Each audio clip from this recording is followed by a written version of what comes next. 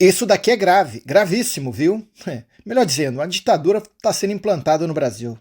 Marco Aurélio Melo, eu não queria estar na pele da imprensa.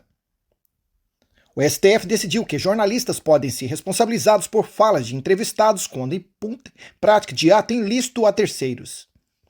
O ministro aposentado do Supremo Tribunal Federal, Marco Aurélio Melo, criticou a decisão da Corte desta quarta-feira, 29 de novembro, que responsabiliza jornalistas por fala de entrevistados que imputem prática de ato ilícito a terceiros. Em suma, um jornalista pode responder por crime de calúnia cometido por seu entrevistado.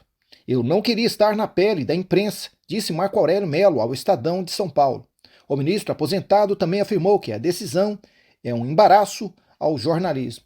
Gente, o que está em andamento? O que está em andamento é que nós estamos vendo uma ditadura sendo implantada no Brasil. Quer dizer, até a imprensa em geral, estou falando a imprensa em geral, viu? Tanto aquela imprensa que perseguiu o presidente Bolsonaro, como os apoiadores do presidente Bolsonaro, né, que gosta de ordem e progresso, estão na mira aí, né? Estão na mira dessa ditadura. Porque vocês viram. Infelizmente foi necessário uma tragédia para que nós estivéssemos aqui hoje, tendo esse momento, que é um momento marcante, o início de uma CPI do abuso de autoridade, o que muitos acreditavam que nunca aconteceria. Não porque não havia motivos o bastante, mas porque o abuso de autoridade já tinha chegado a tal nível, onde a maioria dos parlamentares já tinha medo de assinar esse requerimento.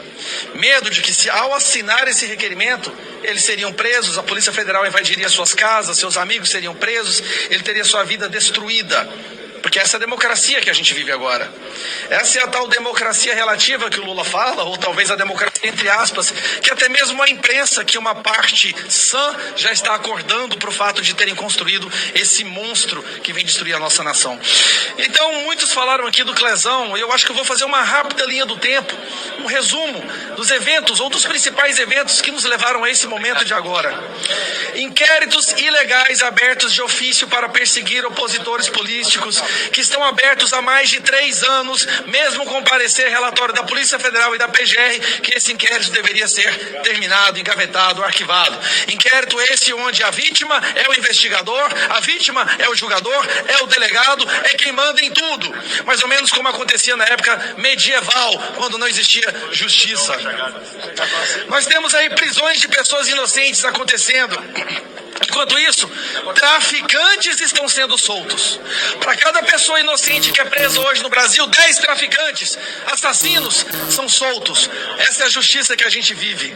Constantes ameaças e intimidações por parte da Suprema Corte contra parlamentares e também contra jornalistas, que nós sabemos que acontece. São pessoas que se acham a personificação da democracia, e é justamente esse tipo de pensamento que leva à ruptura da mesma. Quando uma pessoa ou uma instituição acha que ela é a democracia, pode ter certeza que ali a democracia não mais existe. Nós temos agora jornalistas sendo perseguidos. Um jornalista nos Estados Unidos com mandado de prisão.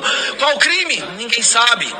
Nem mesmo os advogados americanos conseguem entender qual crime essa pessoa cometeu. Mas teve sua empresa destruída, seu passaporte cassado, teve toda a sua vida destruída. Mas está lá nos Estados Unidos exilado. Que fique bem claro, nós temos hoje um brasileiro jornalista exilado em outro país por fazer o seu trabalho. Mais de um, como bem lembrou aqui o Marcel Van Hatten. Paulo Figueiredo com seu passaporte cassado, cancelado. Rodrigo Constantino com seu passaporte cancelado. Qual crime ele cometeu? Nenhum.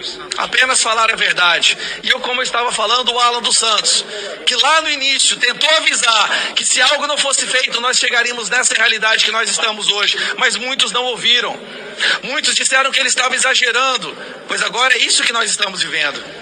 Nós temos aí a resolução do fim do mundo, onde uma pessoa com uma caneta poderia decidir qual conteúdo poderia ser publicado ou não no período da campanha e mandar que fosse deletado imediatamente. E quando vocês da imprensa pediram uma explicação sobre isso, ele humilhou cada um de vocês e simplesmente não respondeu. Para continuar e chegando agora na conclusão, monitoramento por parte da nossa Justiça Superior de dezenas de milhares de pessoas no WhatsApp. Vocês sabiam que isso acontece? Eles têm uma empresa que monitoram 40 mil grupos WhatsApp hoje no Brasil. Senhorinhas do Zap, em grupo de crochê, estão abandonando os grupos do WhatsApp porque têm medo de serem presas por um emoji. Mas a democracia venceu. O amor venceu. E para concluir, tem muitas outras aqui, mas eu vou abrir espaço para os meus colegas, tem muitos outros. Hoje, os senhores da imprensa que estão aqui agora reportando esse fato, saibam de uma coisa. O grupo do espectro político que vai agir e se sacrificar para salvar o emprego de vocês é justamente nós, as pessoas que vocês mais atacam. Aqueles que vocês falam que são antidemocráticos, que são golpistas, que são fascistas. Hoje ficou provado que é o lado de lá que quer cercear a liberdade de expressão, que quer cercear a liberdade jornalística de vocês. Hoje vocês podem responder inquéritos por entrevistar alguém. Mas não foi o Bolsonaro, não foi Novo, o PL que impôs isso não. Foi o pessoal que vocês tanto admiram, que vocês tanto batem palma quando eles mandam prender um deputado por suas palavras, que vocês tanto enaltecem quando prendem uma senhorinha porque ajoelhou com a Bíblia na mão. E vai depender de nós para que vocês também não caiam nesse calabouço da censura. Mas podem ficar tranquilos, porque nós vamos agir, porque nós somos verdadeiramente democráticos. Nós vamos nos sacrificar para defender até quem nos odeia. Obrigado. Os jornalistas, os jornais, os youtubers conservadores estão com os dias contados e vocês vão saber por quê, tá?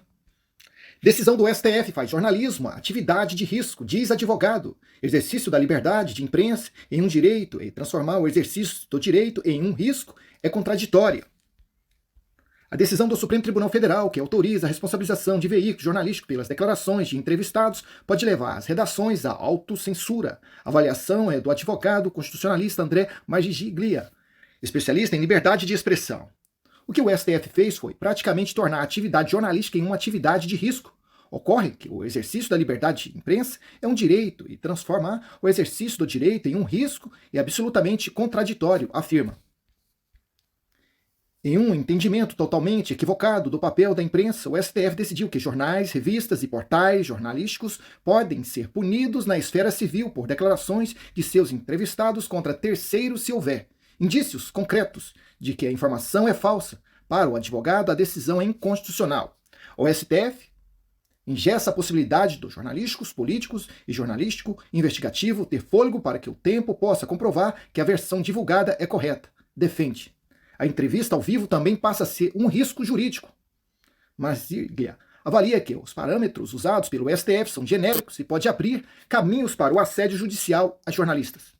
O problema é saber o que são indícios concretos. Uma decisão liminar determinada a remoção de um conteúdo totalmente reversível pode ser entendida como um indício concreto, mas pode também ser uma agência de checagem